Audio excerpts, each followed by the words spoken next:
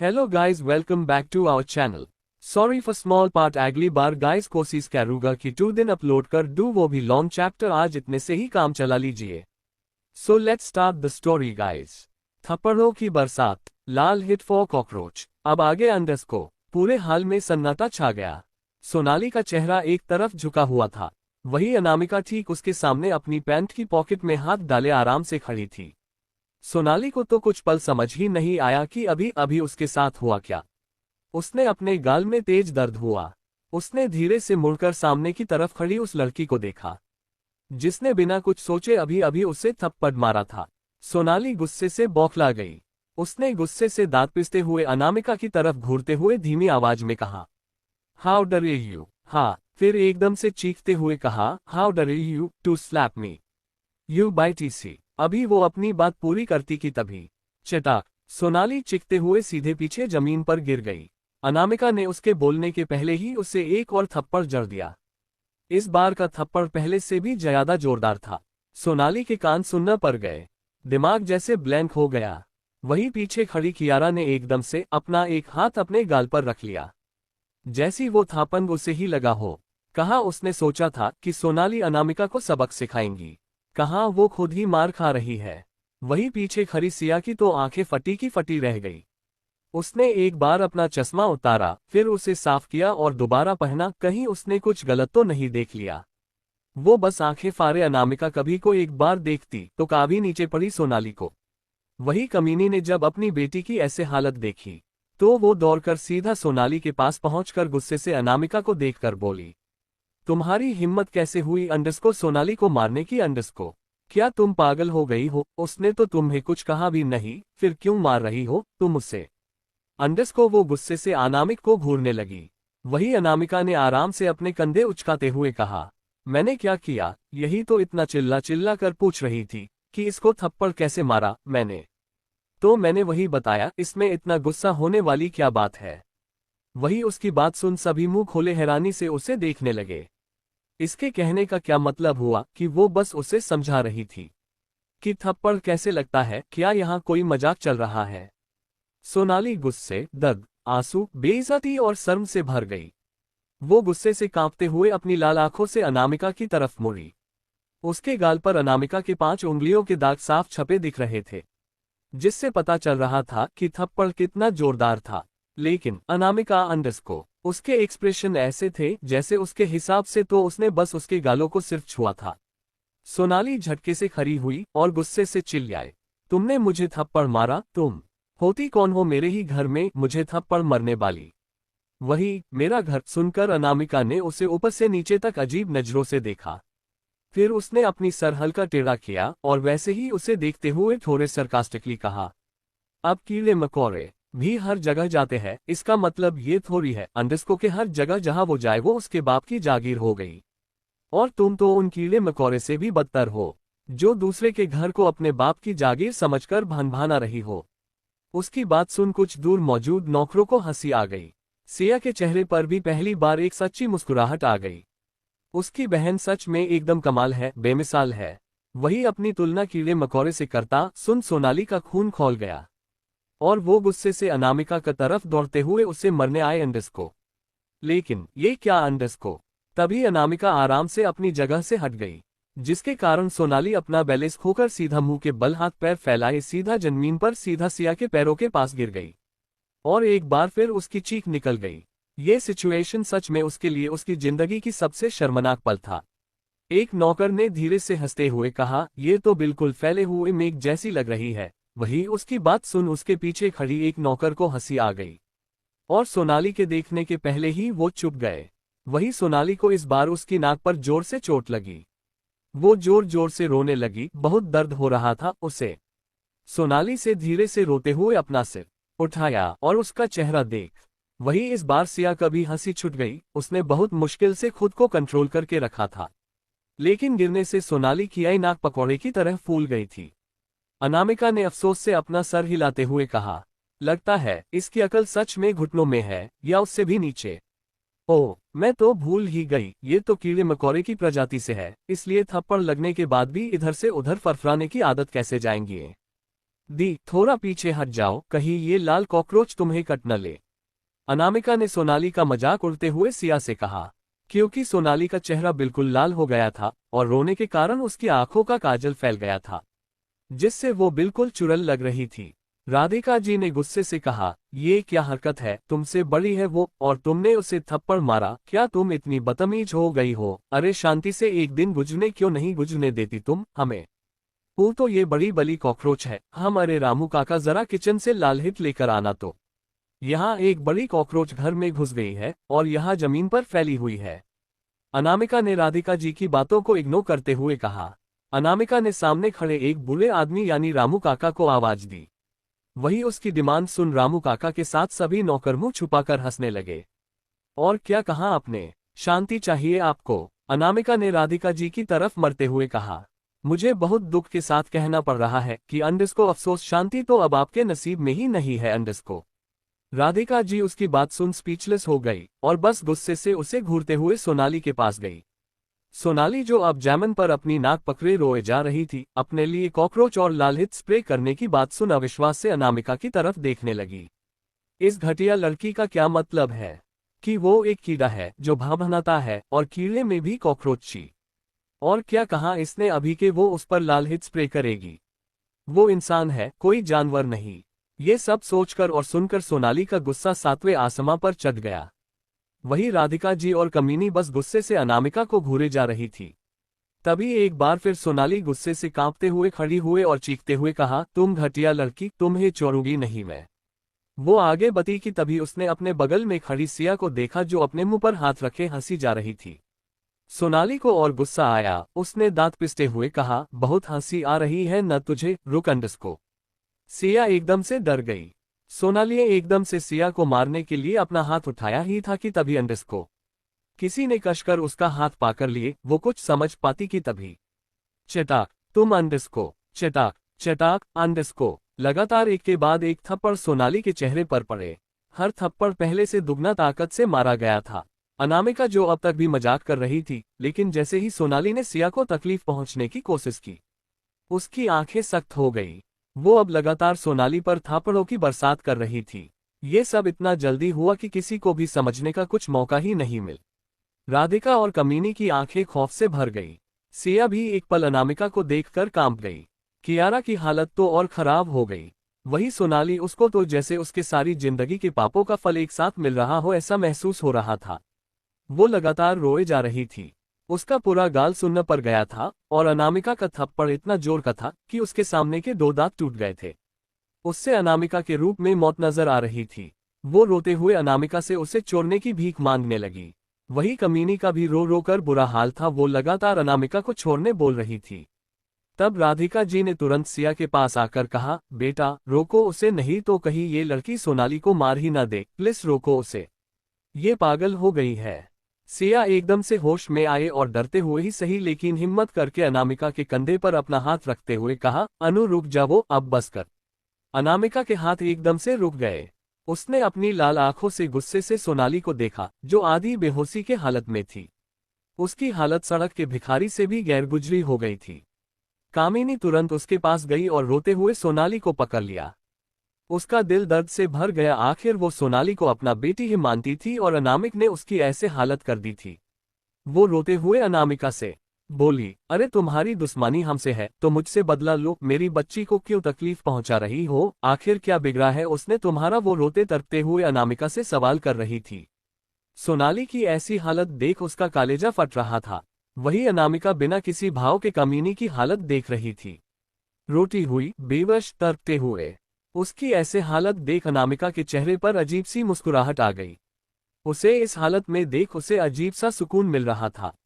वो धीमे कदमों से चलते हुए सीधा कमीनी के करीब आई। उसे अपने इतने करीब देखकर कमीनी की जान हलक में अटक गई। उसे न बोलते बन रहा था न रोते। तभी अनामिका एकदम से झुकी और कामिनी के कान में कुछ कहा और पीछे हट गई। वही उसकी बात सुन कामिनी का चेहरा पीला पड़ गया, उसके चेहरे का रंग उड़ गया। वही अनामिका के चेहरे पर देखते ही देखते एक तिरछी मुस्कुराहट फैल गई। आखिर ऐसा भी क्या कहा अनामिका ने कमीनी को? वार्निंग, अब आगे अंडरस्को। कामिनी की आंखें अनामिका की बात सुनकर बड़ी हो गई। उसके माथे पर ठंडे पसीने की बूंद छलकने लगी। होठ कांपने लगे, जैसे कोई डर अंदर ही अंदर उसे जकड़ रहा हो। तभी उसे सोनाली के कराहने की आवाज आए, जिससे वो एकदम से अपने होश में आए और तुरंत सोनाली के तरफ देखा। कामिनी के चेहरे पर अजीब से भाव आ गए। समझ पाना मुश्किल था कि ये उसके मन के क्या चल रहा है। प्लीज हेल्प मी, सोनाली से बोला भी नहीं जा रहा था। कामिनी अभी कुछ बोलती किए तभी हॉल में एक घबराए आवाज आई। सोनाली, ये क्या हुआ तुम्हें? अंडस को सबने मुड़कर देखा तो दरवाजे पर रंजीत राठौर खड़ा था, जो बिजनेस के सिलसिले से बाहर गया हुए थे और आज ही लौटे थे। उसे घर की कोई खबर नहीं थी अभी तक। वही सोनाली ने जैसे ही रंजीत की आवाज सुनी तो वो एकदम से खुश हो गई, जैसे डूबते को तिनके का सहारा मिल गया हो। अब वो और जोर जोर से रोने लगी। वही उसको ऐसे कामिनी की गोद में जामिन पर पड़ा देख एक पल के लिए रंजीत का दिल तड़प उठा। वो बिना एक पल गवाए दौड़ते हुए सोनाली के पास आए और घबराते हुए उसका गाल छूते हुए कहा, सोना, ये क्या हुआ है तुम्हें? फिर उसने एकदम से कामिनी को देखते हुए कहा, तुम कुछ बोलोगे? किसने इसकी ऐसी हालत की है? उसने गुस्से से गरजते हुए कामिनी से सवाल किया। वही रंजीत के ऐसे चिल्लाने से एक पल के लिए कामिनी सहम गई। उसके शब्द जैसे गले तक आकर अटक गए थे। वही उसकी चुप्पी से रंजीत का गुस्सा पल पल बढ़ता जा रहा था। उसने तुरंत सोनाली को उठाया और सोफे पर लेटाया।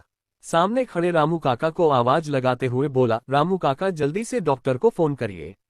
वही सिया, जो अब तक निश्चिंत थी, वो डर के मारे कांप रही थी। कहने को तो रंजीत उसका बाप था, सगा बाप, लेकिन सबसे ज्यादा डर सिया को उसे ही लगता था, और डर के साथ सिया के दिल में दर्द भी हो रहा था। वो उसकी सगी औलाद थी, फिर भी रंजीत ने आज तक उससे दो मीठे बोल नहीं बोले थे। कभी स्नेह से उसका सर नहीं सहलाया था, जैसे वो सोनाली की चिंता करते थे, जबकि उन दोनों का तो कोई रिश्ता भी नहीं था। फिर भी रंजीत जी की आंखों में अपने लिए एक अनकहा नफरत और सोनाली के लिए प्यार वो बचपन से देखती आई थी। अब तो आदत सी हो गई थी उससे, इसलिए ज्यादा कुछ फर्क नहीं पड़ा। लेकिन अभी उसे बहुत घबराहट हो रही थी कि कहीं उसके कारण अनामिका पर कोई मुसीबत ना आ जाए। वही कियारा, जो अब तक डरकर साइड में खड़ी थी, एकदम से अपने एक्सप्रेशन गिरगिट की तरह बदल लिए और तुरंत ही रंजीत जी के सामने आकर रोते हुए सोनाली को सहारा देते हुए कहा, सोनाली दी, कुछ नहीं होगा आपको, अभी डॉक्टर आ रहे हैं, आप ठीक हो जाएंगी। वही सोनाली, जो दर्द से बेहाल थी और ठीक से बोल नहीं पा रही थी, उसने गुस्से भरी नजरों से घूरकर कियारा को देखा, जैसे कहना चाह रही हो, अच्छा अंडस को अब आ रही हो तुम? अभी जब मुझ पर थप्पड़ों की बरसात हो रही थी तो तुम डर से छुप गई थी और चुपचाप तमाशा देख रही थी। वही उसके एक्सप्रेशन देख कियारा थोड़ा सा कपका गई। उसने मन ही मन सोचा, अरे अंडस को नहीं, अभी इस बेवकूफ को अपने साइड रखना बहुत जरूरी है। उसने आंखों में नकली आंसू लिए सोनाली की तरफ देखते हुए मासूमियत से कहा, सॉरी दी, मैं बहुत डर गई थी, इसलिए कुछ कर नहीं पाए, और मेरी हालत देखिए, मैं कैसे आपको बचाती। वही उसकी बात सुन सोनाली ने भी सोचा कि कियारा की कंडीशन खुद ठीक नहीं है और वो है भी मासूम, तो उसने अपने एक्सप्रेशन नॉर्मल किए। वही रंजीत जी ने उन दोनों को बात करते देख परेशान होकर सोनाली से कहा, सोना, तुम कुछ बताओ बच्चे, तुम्हारे ये हालात किसने किए हैं? तुम बस नाम बताओ, बाकी मुझ पे छोड़ दो। रंजीत जी की बात सुन सोनाली को जैसे हिम्मत आ गई। उसने मन ही मन सोचा, अब इस लड़की की खैर नहीं। फिर एकदम से रोते हुए अपने टूटे दांत और फूले गाल को इग्नोर करते हुए बड़ी मुश्किल से अनामिका की तरफ इशारा करते हुए कहा, डैड, ये सब इस लड़की ने किया है, इसने मुझे बहुत मारा डैड, इसने मेरे दांत भी तोड़ दिए डैड, मुझे बहुत मारा, जबकि मैं इसे जानती भी नहीं। उसने उंगली से राजिद के पीछे की तरफ इशारा किया और नफरत से अनामिका को देखने लगी। वही रंजीत ने उसकी उंगली के दिशा में देखा तो पाया एक लड़की सामने रखे सिंगल सोफे पर एक पैर पर दूसरा पैर चढ़ाए बैठी थी। जैसे सामने चल रहे सीन से उसे घंटा फर्क नहीं पड़ रहा था। वो तो आराम से बैठी एप्पल खा रही थी और सबको ऐसे देख रही थी जैसे कोई शो चल रहा हो सामने, कॉमेडी शो जिसमें एक नमूना किरदार ऐड हो गया हो। उसे इतने इत्मीनान से अपने घर में देख रंजीत गुस्से से अपनी जगह से खड़े हुए और उसके तरफ बढ़ते हुए गौर से उसे देखने लगा। रंजीत ने महसूस किया कि सामने बैठी लड़की का ऑरा बिल्कुल अलग था, जो अक्सर नॉर्मल लोगों में नहीं होता। बिल्कुल बेबाक और ठंडा। आखिर ये लड़की है कौन जो उसके ही घर में बैठकर उसकी ही बेटी के चेहरे का नक्शा बिगाड़ दिया है? रंजीत ने मन ही मन सोचा, लेकिन फिर बाकी बातों को इग्नोर करते हुए उसने अनामिका से गुस्से से कहा, कौन हो तुम और तुम्हारी हिम्मत कैसे हुई मेरी बेटी को मरने की? अंडस को उसका सवाल सुन अनामिका ने आई रोल करते हुए कहा, फिर से वही सवाल। उसने एक बार सर टेढ़ा करके राधिका जी, कियारा और लास्ट में सोनाली को देखा। इन सभी ने भी उससे यही सवाल किया था, और जिसका अंजाम तीनों ने अच्छे से भुगता था। एक का तो हाथ टूटा और सर फूटा हुआ था, दूसरे के दांत और मुंह फिलहाल टूटे हुए थे। अब फिर से वही सवाल उससे पूछा जा रहा था, हिम्मत कैसे हुई बाली? वही अनामिका के ऐसे घूरने से तीनों के रोंगटे खड़े हो गए। कहीं ना कहीं उसकी नजरों से तीनों समझ गए थे कि वो क्या सोच रही होगी। अंडस को कुछ पूछा है मैंने? अंडस को तुम्हारी हिम्मत कैसे हुई मेरी बेटी को मारने की? रंजीत ने जब देखा कि सामने बैठी लड़की पर उसके बातों का की असर नहीं हुआ और उसने उसे इग्नोर कर दिया था, तो वो गुस्से से लगभग फूट पड़े। आवाज नीचे, मिस्टर अंडस को आवाज नीचे। अनामिका ने आराम से रंजीत की तरफ देखते हुए सर्द लहजे में कहा। वो क्या है ना, मुझे ऊंची आवाज सुनना पसंद नहीं है, वरना फिर मुझे थोड़ा गुस्सा आ जाता है। फिर आगे की जिम्मेदारी मैं नहीं लेती। इतना कहकर अनामिका बिल्कुल आराम से फिर से एप्पल खाने लगी। वही उसकी इतनी सर्द आवाज सुनकर एक पल के लिए रंजीत ठिठक गया। उसे बहुत अजीब लग रहा था। उसकी बात सुनकर उसने दांत पिसते हुए कहा, मैं फिर से पूछ रहा ही, तुमने मेरी बेटी सोनाली को क्यों मारा? अंडस को कमाल है, अंडस को आजकल कीड़े मकोड़े का भी नामकरण हो रहा है, लेकिन मैंने तो घर में घुसे एक कॉकरोच को मारा था। ये सोनाली कौन है? अंडस को अनामिका ने जानबूझकर कंफ्यूज होने का नाटक किया। वही सोनाली का दिमाग खराब हो गया अपने लिए। फिर से एक बार कॉकरोच सुनकर उसकी आंखों से गुस्से से आंसू बहने लगे। उसने गुस्से से कहा, मैं सोनाली हूँ अंडस को। अनामिका ने एकदम से उसकी तरफ नजर उठाकर एक नजर उसे देखा, फिर रंजीत की तरफ देखते हुए कहा, क्या आप इसकी बात कर रहे हैं? रंजीत ने फ्रस्ट्रेटेड होकर कहा, हाँ तो और किसकी करूंगा? मुझे एक बात समझ नहीं आई, एक इंसान ने एक कॉकरोच को कैसे पैदा किया है? मतलब तुम्हें इस फूले हुए कॉकरोच के नकारा बाप हो क्या? अंडस को बकवास है, रंजीत ने चीखते हुए कहा। उसका खून उबल रहा था अब अंदर से, जैसे फट पड़ेगा अभी। ये लड़की क्या बकवास कर रही है? कॉकरोच का बाप अंडस को क्या मतलब है इसका? वो यहाँ क्या सवाल कर रहा था, वो क्या जवाब दे रही थी? अब उनका सब्र खत्म हो गया था। उन्होंने तुरंत चिल्लाते से गार्ड्स को बुलाया, जिसे तुरंत ही उनके सामने करीब 10-12 गार्ड्स उसके सामने खड़े हो गए।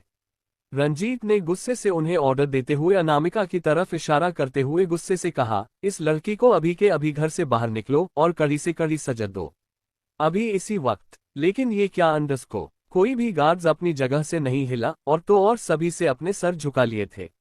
वही सभी गार्ड्स को ऐसे खड़ा देखा रंजीत को अजीब लगा और गुस्सा भी आया। उन्होंने गुस्से से कहा, क्या तुम सब कामचोर और बहरे हो गए हो? सुनाई नहीं देता है क्या? जाओ और पकड़ो उसे। लेकिन कोई अपनी जगह से हिला तक नहीं। सोनाली और रंजीत दानों चौंक गए। ये सभी इस लड़की को कुछ कर क्यों नहीं रहे हैं अंडस को?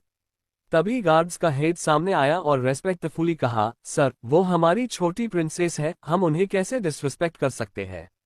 वही छोटी प्रिंसेस सुनकर कियारा के तन बदन में आग लग गई। ये टाइटल उसका था, लेकिन अनामिका के आने के बाद उसका सब कुछ उससे छीनते जा रहा था। सोनाली की आंखें एकदम से चौड़ी हो गई। छोटी प्रिंसेस यानी अनामिका, यानी इस घर की असली वारिस। इतना सोचकर ही उसके होश उड़ गए। मतलब ये लड़की अनामिका है। वही रंजीत पूरी तरह से कंफ्यूज्ड हो गया और उसने इस बार सीधा कामिनी को देखा। कामिनी ने रंजीत को बताया कि वो अनामिका है। बस इतना सोचते ही रंजीत के चेहरे पर हैरानी के मिले जले भाव आ गए। उसके एक्सप्रेशन थोड़े अजीब हो गए। वही उसका रिएक्शन देख अनामिका के होठों के कोने ऊपर की तरफ मुड़ गए।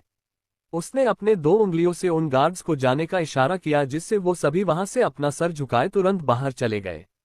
अब अनामिका धीरे से उठी और धीरे धीरे रंजीत के सामने आकर खड़ी हो गई। उसका चेहरा अब बिल्कुल एक्सप्रेशनलेस हो गया। उसका एटीट्यूड बिल्कुल बदल गया था। उसकी पत्थर जैसी सख्त आंखें सीधे रंजीत के आंखों में झांक रही थी, जैसे उनके पूरे वजूद को अपनी आंखों से तौल रही हो। उसने धीमे लेकिन ठंडी आवाज में कहा, मैंने ही मारा है तुम्हारी सो कॉल्ड कॉकरोच बेटी को, और अगर उसने या घर में किसी ने भी सियादी को चोट पहुंचाने की कोशिश की तो वो अपना अंजाम भुगतने के लिए पहले अपने आप को तैयार कर ले। अनामिका ने सीधा अपनी तीखी नजरें सभी की तरफ करते हुए कहा, क्योंकि वो किसी के बाप की जागीर नहीं है, याद रहे अंडस को। और मुझे अपनी बात रिपीट करना पसंद नहीं। वो बस बोल नहीं रही थी, ऐसा लग रहा था जैसे सीधा वार्निंग दे रही हो। अनामिका ने एकदम से रंजीत की आंखों में देखते हुए कहा, अभी तो बस चेहरा बिगड़ा है तुम्हारी कीड़े का। फिर थोड़ा झुकते हुए कहा, आगे कब क्या हो जाए किसे पता। अपनी बात कहकर उसके चेहरे पर एक तेज मुस्कुराहट आ गई। रंजीत चाहकर भी कुछ बोल नहीं पाया, जैसे उसके मुंह पर ताला लग गया हो। अनामिका ने आराम से अपनी पैंट की पॉकेट में हाथ डाला और सीटी बजाते हुए बाहर की तरफ चल दी। वही वो सिटी की धुन इतनी क्रीपी थी कि एक पल के लिए वहां मौजूद सभी लोग सहम गए और बाहर खड़े गार्ड्स ने भी डरकर अपना सर नीचे झुका लिया। तुम एक बाप के नाम पर कलंक हो, कुछ बीती यादें।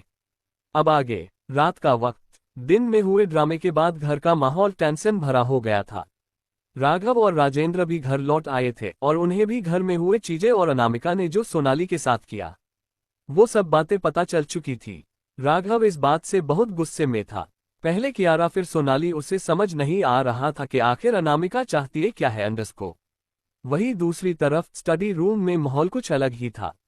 सामने के चेयर पर विशंभर राठौर वही अपने पुराने वाले रोब के साथ बैठे थे और उनके ठीक सामने राजेंद्र राठौर बैठा था। दोनों बाप बेटे फिलहाल एक दूसरे के आंखों में देख रहे थे। विशंभर जी ने उस चुप्पी को तोड़ते हुए कहा, आखिर ऐसे क्या बात करनी है तुम्हें मुझसे, जो तुमने मुझे इस समय यहाँ बुलाया। वो अपनी बात कहकर राजेंद्र को अपनी पैनी नजरों से देखने लगे, जैसे उसके अंदर झांकने की कोशिश कर रहे हो। वही राजेंद्र ने एक गहरी सांस ली और फिर बिना अपनी बात घुमाए सीधे उनकी तरफ देखते हुए कहा, मुझे अनामिका के बारे में बात करनी है आपसे डैड। वही अपनी प्यारी पोती का नाम उसके मुंह से सुनकर विशंभर जी के भौहें आपस सिकुड़ गई और चेहरा कठोर और भाव गंभीर हो गए। उन्होंने थोड़े उखड़े हुए आवाज में कहा, तुम्हें मेरी पोती के बारे में क्या बात करनी है, या यूं कहे कि कहीं तुम उस बेगैरत लड़की के बारे में कोई सिफारिश लेकर तो नहीं आए हो। अगर ऐसे है तो जैसे आए हो वैसे ही चले जाओ, मुझे अपनी पोती के खिलाफ एक शब्द नहीं सुनना है, समझे। कहकर उन्होंने गुस्से से अपना मुंह मोड़ लिया। तभी राजेंद्र जी ने जल्दी से उन्हें शांत करते हुए कहा, डैड मैं कियारा के बारे में बात नहीं करने आया हूँ। और आप ऐसे क्यों बोल रहे हैं, वो भी तो आपकी पोती। एक और लफ्ज मत निकालना अपने मुंह से राजेंद्र राठौर। विशंभर जी ने गुस्से से गरजते हुए कहा, वो बेगैरत मनहूस लड़की मेरी कोई नहीं है। तुम्हें अगर उसे सर पर चढ़ाना है तो शौक से चढ़ाओ, जो तुम कर ही रहे हो, लेकिन मेरा या मेरी पत्नी का अंडस को उससे कोई रिश्ता जोड़ने की गलती मत करना। विशंभर जी ने गुस्से में दांत पिसते हुए कहा। वो एक लफ्ज भी कियारा के बारे में नहीं सुनना चाहते थे। वही उन्हें इतना गुस्सा करता देख राजेंद्र ने जल्दी उन्हें शांत करते हुए परेशान आवाज में कहा, ठीक है मैं नहीं कह रहा कुछ, प्लीज आप शांत हो जाए। मैं वैसे भी यहाँ अनामिका के बारे में बात करने आया था। वो कुछ पल चुप रहा, फिर अंडस को गंभीर आवाज में कहा, डैड अनामिका अब तक कहाँ थी। आपने खुद कहा था कि ये वो हॉस्टल में है, लेकिन मैंने अच्छे से चेक करवाया है, वो कभी भी किसी हॉस्टल में गई ही नहीं। और अंडस को वो ऐसी अंडस को मतलब अंडस को ऐसी अंडस को क्यों हो गई है, मुझे पूरी बात जाननी है आपसे। अनामिका कहाँ थी इतने दिन। उसकी ये बात सुन विशंभर जी चुप रहे और गौर से उनकी आंखों में देखते हुए सवाल किया, और क्यों जानना है तुम्हें मेरी पोती के बारे में। क्योंकि मैं उसका बाप हूँ, अंडस को हक है मेरा। राजेंद्र ने थोड़ी ऊंची आवाज में कहा। बाप? क्या सच में तुम उसके बाप हो, या फिर ये कोई भद्दा मजाक है। विशंभर जी ने उसे देखते हुए बाप शब्द पर जोर देते हुए उसका मजाक उड़ाने वाले लहजे में कहा। डैड अंडस को ये क्या बोल रहे हैं, अंडस को आप अंडस को सच ही तो बोला है मैंने, बाप का मतलब भी जानते हो तुम कि बाप होना क्या होता है। विशंभर जी ने तंज कसते हुए कहा, जैसे उसे आईना दिखा रहे हो। वो कुछ पल रुके और उसकी आंखों में देखते हुए तंज कसते हुए कहा, अरे बाप वो होता है जिसके छाया में बच्चे हमेशा अपने आप को सुरक्षित समझता है। वो अपने बच्चे की ढाल होता है। पता है, बाप सिर्फ वो नहीं होता जो बच्चे को जन्म देता है।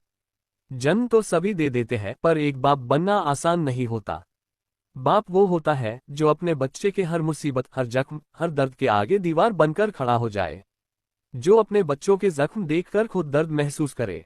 विशंभर जी की आंखों में ये कहते वक्त एक दर्द था, लेकिन एक ठहराव भी था। उनके शब्द जैसे तलवार की तरह राजेंद्र जी के दिल को चीरते जा रहे थे, हर शब्द एकदम सटीक। अंडस को, पर तुम अंडस को, तुमने क्या किया? अपने ही खून को दरकिनार किया उस बेगैरत लड़की के लिए। अपनी असली बेटी की खुशियां, उसका हक, उसकी जगह सब छीनकर तुमने उस मनहूस लड़की को अपने हाथों से दे दिया। जिस राठौर परिवार में पीढ़ियों से लड़की का मुंह नहीं देखा, वहां हमारी पीढ़ियों के बाद जन्मी हमारी राजकुमारी की खुशियों का खून किया है तुमने और तुम्हारी पत्नी दोनों ने अपने जिंदा रहते हुए अपनी इकलौती बेटी को अनाथ कर दिया, उसकी मासूमियत को कुचल दिया। और अब अंडस को तुम मुझसे ये पूछने आए हो कि ये अनामिका कहाँ थे? वाह अंडस्को, क्या बात है अंडस्को, कैसे बाप हो तुम, जिसे इतना भी होश नहीं कि उसकी बेटी कहाँ है, कैसे है, किस हाल में है। वही राजनेद्र को उनकी बात सुन अलग ही बेचैनी होने लगी, जैसे कुछ तो गलत है, पर क्या। उसने राजेंद्र जी से थोड़े बेचैन आवाज में पूछा, डैड अनामिका तो खुद चली गई थी, उसने कियारा को नुकसान। चुप रहो बेवकूफ, विशंभर जी ने गुस्से से कहा। तुम एक बाप के नाम पर कलंक हो। मुझे समझ नहीं आता कि आखिर तुम सबको को जब देखो कियारा कियारा कियारा की रट क्यों लगाए रहते हो। अरे हमारे खानदान की इकलौती बेटी मेरी पोती अनामिका है, वो थी और वही रहेगी। कोई सड़क छाप लड़की उसकी जगह कभी नहीं ले सकती, और इस जन्म में तो ये बात कभी नहीं बदलेगी। वही अपने लिए कलंक सुनकर राजेंद्र जैसे सुनन रह गए। ये जो तुम मेरे पास ये सवाल लेकर आए हो ना अंडस्को की अनामिका कहाँ थी, पहले अपने आप से ये सवाल करो कि ये तुम्हारे अंदर का बाप कहाँ था, जो अपनी एकलौती बेटी के बारे में भी नहीं जानता। अपनी आप से सवाल करो कि तुमने और तुम्हारी पत्नी ने अपनी खुद की बेटी से क्या क्या छीना है। अपनी आप से सवाल करो कि क्या तुम एक बाप कहलने के लायक भी हो या नहीं। जब तुम्हें जवाब मिल जाए तब तुम्हें मुझसे सवाल करने की जरूरत ही नहीं पड़ेगी। अब जाओ यहाँ से अंडस्को। अपने पिता के एक एक शब्द सुनकर राजेंद्र की सांसें भारी हो रही थी, उसका गला जैसे सूख गया था। उसे ऐसे महसूस हो रहा था जैसे कोई उसका गला दबा रहा हो। उसने मन ही मन खुद से एक सवाल किया कि क्या सच में वो एक बाप कहलने के लायक है। उसकी अंतरात्मा ने बस एक जवाब दिया, अंडस्को बिल्कुल नहीं, वो शायद एक बाप कहलने के लायक नहीं था। विशंभर जी ने अपने अभागे बेटे को गौर से देखा और उसका चेहरा देख उनके होठों पर एक कड़वी मुस्कान फैल गए। राजेंद्र जी का मन बेचैन हो गया था, उन्हें यहाँ घुटन जैसा महसूस हो रहा था। वो बिना कुछ बोले मुड़े और धीमे कदमों से बाहर जाने लगे। वो अभी बाहर जाते कि तभी विशंभर जी की एक गहरी आवाज उनके कानों में पड़ी, अंडस्को याद रखना, खून का रिश्ता भी तभी मायने रखता है जब दिल से निभाया जाए, वरना बाप सिर्फ नाम का रह जाता है। उद्धरण चिन्ह। और तुमने अपनी एकलौती बेटी को बहुत पहले ही खो दिया, जो शायद कभी तुम्हें वापस मिले। और याद रहे मेरी पोती अब वो मासूम अनामिका नहीं है, वो एक चलता फिरता आग है। अपनी मनशूज बेटी को उससे दूर ही रखना, वरना वो जो चाले चलती है ना, उससे मेरी पोती का तो नहीं लेकिन उस मनहूस का जरूर बहुत कुछ बिगड़ जाएगा। उम्मीद है पिछले हुए घटना तो तुमने देखी ही होगी। वही उसकी बात सुन राजेंद्र ने कुछ नहीं कहा, वो अच्छे से देख चुका था कि ये अनामिका ने क्या किया था। खैर अभी वो अपनी ही दिल और दिमाग में उलझा हुआ था। उसने कोई जवाब नहीं दिया, बस चुपचाप वहां से सर झुकाए बाहर निकल गया। वही दादाजी बस उसे जाते देखते रहे। रात के 12 बज रहे थे। राजेंद्र का मन बिल्कुल बेचैन था। उसे घर में बहुत घुटन हो रही थी, घर काटने को दौड़ रहा था। इसलिए वो पिछले 1 घंटा से बाहर गर्दन में बैठकर सामने सुने को देखते हुए गहराई से कुछ सोच रहे थे, या ये कहे कि विशंभर जी के बातें उनके दिलो दिमाग में घर कर गई थी। उसकी आंखें में एक गहरी खामोशी थी, एक अनकहा सा दर्द, एक उलझन, कुछ भूली बिसरी धुंधली यादें। अंडस्को और भी बहुत कुछ था। उन्होंने अपनी आंखें बंद की, अंडस्को तो उनके आंखों के सामने एक छोटी सी बच्ची का चेहरा आ गया। बिल्कुल नन्ही सी बच्ची उनके गोद में थी, जिसे अभी अभी डॉक्टर ने उसे गोद में दिया था। राजेंद्र जी के हाथ कांप रहे थे, लेकिन जैसे ही वो नन्ही सी जान उनकी गोद में आए, तो जैसे उनकी सारी घबराहट, सारी चिंता, सारी थकान अंडस्को जैसे हवा हो गई। राजेंद्र जी गौर से उस बच्ची को नम आंखों से देख रहे थे, जैसे वो कोई कीमती खजाना हो, जो वो थी भी उनकी एकलौती बेटी अंडस्को। तभी उस नन्ही सी जान से हल्के से अपनी आंखें खोली, उसकी गहरी नीली आंखें जो सीधे राजेंद्र जी के आंखों से टकराए। एक पल को ऐसा लगा जैसे उनकी सांसें थम गई हो। तभी उन्होंने ने ध्यान दिया कि वो नन्ही सी जान भी उनकी तरफ एकटक देखते हुए हल्का सा मुस्कुरा रही है, जैसे उस बच्ची को पता हो कि वो किसके गोद में थी। और उसने हल्के से राजेंद्र की ही उंगलियों को अपनी छोटी उंगलियों से जकड़ लिया। राजेंद्र जी ने चौंक कर एक बार अपनी उंगलियों को देखा। उनके दिल में एक अलग ही सुकून, एक अलग ही गर्माहट से भर गई। अपनी गोद में समाये उस नन्ही सी गुड़िया की मासूम हरकत से वो खुद को मुस्कुराने से रोक नहीं पाए। उन्होंने हल्के से उसके सर को प्यार से चूमते हुए धीमी आवाज में कहा, मेरी नन्ही सी जान, मैं हमेशा तुम्हें सबसे ज्यादा प्यार करूंगी मेरी प्रिंसेस। उनकी बात सुन जैसे उस बच्ची को भी समझ आ गई हो और वो खिलखिलाने लगी। अंडस्को। इसी के साथ राजेंद्र जी ने झट से अपनी आंखें खोली। उनकी आंखें हल्की लाल हो गई। सांसें तेज चलने लगी, दिल भारी सा हो गया, जैसे सीने पर किसी ने पत्थर रख दिया हो, और आंखें में हजारों जज्बात उमड़ आए। एक अजीब सा दर्द जो उनकी रगों में ही दौड़ गया। उनके जहन में विशंभर जी के कहे गए शब्द बार बार गूंज रहे थे, एंडस को तुम एक बाप के नाम पर कलंक हो, कलंक। राजेंद्र जी ने कसकर अपनी आंखें बंद कर ली। तभी उनका ध्यान दूर से आ रही एक कार के तरफ गया, जो मेन गेट से अंदर आ रही थी। राजेंद्र जी ने गौर से देखा तो वो अच्छे से पहचान गए कि ये कार अनामिका की है। वही अनामिका कार से बाहर निकली। वहां मौजूद गार्ड्स ने रिस्पेक्टफुली अपना सर झुका लिया। अनामिका बिना किसी की तरफ ध्यान दिए सीधे अंदर की तरफ आने लगी। उसी समय उसका फोन रिंग हुआ। उसने रुककर कॉल देखा तो डैड नाम फ्लैश हो रहा था। उसके होठों पर हल्की से मुस्कुराहट आ गई। उसने तुरंत कॉल पिक किया और कहा, आप अभी तक सोए नहीं है? उधर से अशोक जी थोड़ा सकपका गए, क्योंकि उनकी बेटी ने उन्हें साफ अल्टीमेटम दिया था कि वो सवेरे सो जाया करेंगे। ये उनके आराम करने का वक्त था, लेकिन अशोक जी को तो अपनी बेटी से बात करना था। उन्होंने तुरंत बात पलटते हुए कहा, तुम भी तो अभी तक जागी हुए हो प्रिंसेस। क्या आराम सिर्फ मेरे लिए है, तुम्हारे लिए नहीं? अभी तो तुम्हारे घूमने फिरने और मस्ती करने के दिन है, लेकिन तुम रात रात भर काम में डूबी रहती हो। उनकी बात सुन अनामिका हल्का सा मुस्कुराते हुए कहा, मैं बिल्कुल ठीक हूँ डैड, और बिल्कुल फिट भी। तुम्हारे कहने का क्या मतलब है प्रिंसेस अंडस को? क्या मैं बूढ़ा हो गया हूँ? अशोक जी एकदम से ओफेंड हो गए। वो बड़े हेल्थ कॉन्शियस थे। अशोक जी ने तुरंत कहा, मेरे पीछे अभी भी लड़कियों की लाइन लगी रहती है, मैं इतना फिट हूँ। उन्होंने गर्व से कहा, जैसे ये कोई बहुत बड़ी गर्व की बात हो। अनामिका ने अपनी जगह रुककर हल्के से अपनी एक आईब्रो रेस किए और अशोक जी से कहा, क्या आप चाहते हैं डैड कि मैं ये बात माँ को बता दूं? अशोक जी एकदम से हड़बड़ा गए और जबरदस्ती मुस्कुराते हुए कहा, अरे नहीं नहीं अंडस्को प्रिंसेस, मैं मजाक कर रहा था। तुम भी बड़ी मजाकियों होते जा रही हो, बिल्कुल मेरी तरफ। Naughty girl. अनामिका ने हल्के से अपना सर हिला दिया। अभी वो आगे बढ़ती कि तभी अंडस्को ठीक उसके सामने राजेंद्र जी आकर खड़े हो गए। That's it for today guys, मिलते हैं नेक्स्ट चैप्टर में। आज के लिए इतना हाई दोस्तों, मिलते हैं नेक्स्ट चैप्टर में। Thanks for watching, like and review जरूर दीजिएगा। Bye, take care.